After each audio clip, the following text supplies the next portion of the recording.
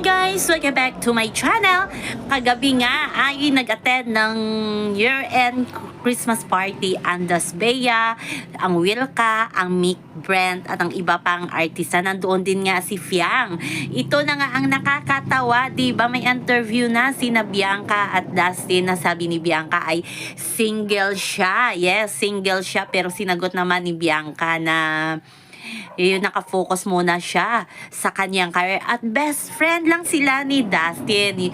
Alam niyo naman ng showbiz, so pagbigyan na muna natin si Bianca at si Dustin kahit na hindi muna nila aminin ang kanilang estado ng kanilang relasyon. Ito na nga ang nangyari sa Unilever year-end Christmas party. Si Bianca ini-interview ng host na sa gitna ni Will at ni Dustin. May sinabi ata si Bianca, Merry Christmas, at ipinasa ang mic kay Dustin. At laking gulat ng lahat kay si Bianca, nagulat sa kanyang sinabi, naka-microphone ba naman, sinabi kay Dustin na baby.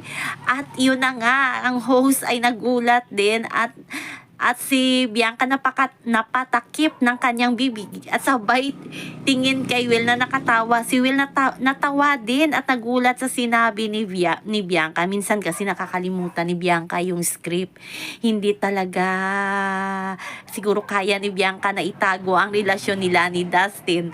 Yung reaction naman ni Dustin, yung sumakay na lang na parang walang narinig kay Bianca na talagang tinanggap din niya kay Bianca yung mic, sabay salita ko na Merry Christmas ata sa mga taong nandoon. Yes, mga artista, mga Unilever staff andoon. Kung nakita nyo yung video na yun ni Bianca, natawa din kay si Bianca, natawa na patakip ng bibig. Hala ka Bianca, baka mapa-principal office ka na naman yan. Kailangan muna itago kasi nga may movie kayo, diba? At pagkatapos ng Unilever Christmas party ay sabay na naman si Bianca at Dustin na umuwi. Best friend, sabi nga nila, tawagan pala ng mag best friend na naman ay baby.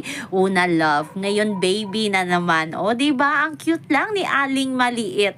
Hindi talaga maitago kung gaano niya kamahal itong si Dustin. Sa ngayon, single daw muna silang dalawa.